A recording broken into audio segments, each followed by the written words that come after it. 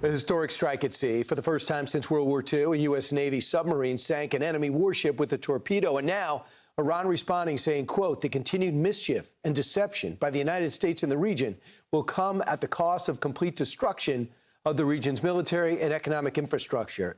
That seems delusional. Fox News senior strategic analyst, retired four-star General Jack Keane. General, what do you think Iran's trying to do there? Do they really think they're going to intimidate our Navy after blowing up and eliminating theirs? Well, there's no way that they're going to intimidate our Navy. But talking about Iran, it's worth talking about. Where are they? I think the evidence is clear. They're in a much more weakened state, given all of that we're reporting on, the reduction of their retaliation with drones and missiles and taking down nuclear capabilities, taking down command and control. But listen, there's no evidence that they're giving up here.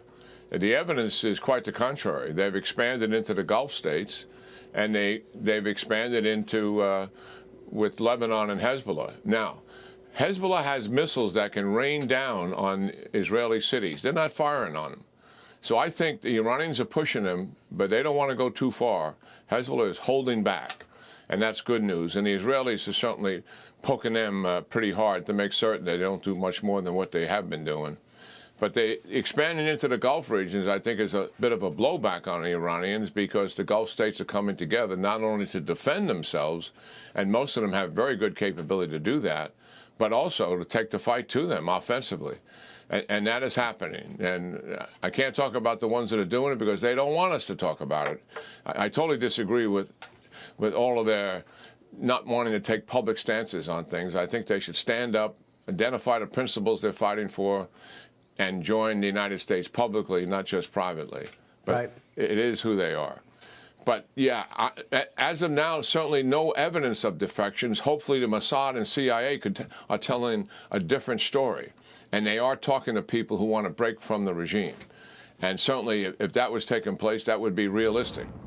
Maybe it's not taking place. We're not going to know, and they're not going to tell us for sure. Right. So as the president said, a lot of the people they identified of people that might be able to work with us, they're dead. The panel of experts picking another leader blew that place up. We know about the 40 that blew up day one, and they said the numbers, according to Senator Fetterman, are maybe in the 80s among leaders that are dead, but they put a lot of people in place for as their successors. So what phase are we in now? We hear more firepower came to the region, General. What are they doing now that they've done a good job eliminating the launchers and a lot of their missiles? Yeah, sure.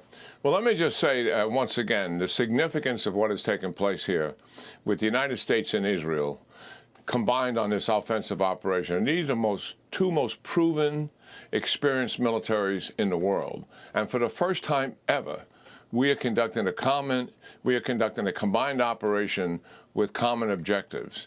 And that's truly remarkable. The trust and the confidence we have in each other, feedback from both sides, the Israeli military, the U.S. military working together, the trust they have with each other, common working together on intelligence. Yep. And we smart enough not to take the Israelis, who have their own systems and how they go about delivering air power, whether it's fighters or cruise missiles. We didn't force them into our system. Continue to use your system. And we have our own system, certainly. But talking to each other every hour of the day, mutual respect and confidence. That's number one. Two, we are in a new phase. On the U.S. side, we're accelerating the numbers of airplanes we're putting into Iran, obviously because we have air superiority, that we can introduce heavy bombers in doing that. Gravity bombs that are GPS, precision-guided, 500, 1,000, 2,000-pound bombs. That's increasing lethality. And we're still going after the same targets and having a lot of success with ballistic missile, the whole complexity of that, drones, nuclear targets, command and control. And obviously this maritime force is being destroyed. But however, on the Israeli side, they are while they're still hitting some of those targets, their primary focus, we're focused on the weapons that are sustaining the regime. Now the Israelis are focusing on the organizations that are sustaining the regime, systematically and deliberately going after the IRGC. They're pounding Tehran with 1,000 munitions. 24 hours ago, another 500 to 800 in the last 24 hours, because that's where a lot of the headquarters are. This is IRGC, headquarters there for sure. They have 32 other organizations that belong to them out in the provinces.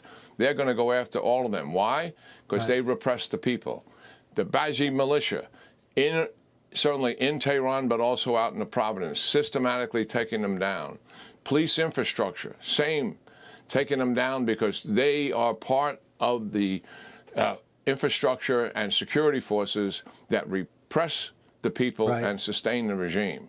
So this focus is on setting the conditions for this regime to collapse. That's where the Israelis are in this phase of the operation.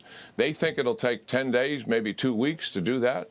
They want us to be patient because you can't objectively see those results like you can see with drones being reduced, ballistic missiles being reduced in terms of numbers of attack.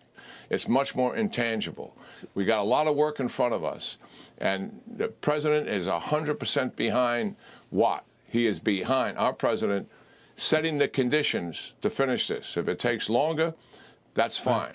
If we can do it sooner, that's fine. So it's the conditions that we're trying to achieve that we're monitoring here. In reading Arab news, Middle Eastern newspapers, trying to get Iran's perspective, and even though a lot of it's just propaganda, they look at the divide at home. They look at the Democrat and Republicans, and they're saying if we can drag this out politically, President Trump will be forced to pull back and maybe end this prematurely. And if they survive, they could feel like they could win. So how important is it to finish the job and not let politics get the best of this mission? Well, certainly that is the case. It's more than that. I mean, they expanded into the Gulf states because they really want the international community. Yes. And they certainly expected the Gulf states themselves, with the Europeans, with others, to put pressure on Israel and the United States to end the war. Let's negotiate. Let's go to a ceasefire and just stop this. What the Iranians are interested in is preserve the regime. That is their objective here. Any kind of negotiations, they'll take it in a heartbeat because that preserves the regime. We're done negotiating unless it's a surrender. We'll negotiate over the times of surrender. That makes sense. Nothing else at this point makes sense. So, yeah, they want political pressure internationally and certainly political pressure inside the United States. They know us very well. They've been watching us and dealing with us for almost 50 years now. They understand the political dynamics, but also we happen to have a president who has a strong spine and he's focused and he has clarity here and he's communicated it to the American people, what we're trying to achieve here. And we're going to have the patience to achieve it. General, you're 100% right. The president says, I'm not going to leave this to the next guy. It's been a problem for almost 50 years. It ends now. General Jack Keane, thanks so much. I'm Steve Doocy. I'm Brian Kilmeade. And I'm Ainsley Earhart. And click here to subscribe to the Fox News YouTube page to catch our hottest interviews and most compelling analysis.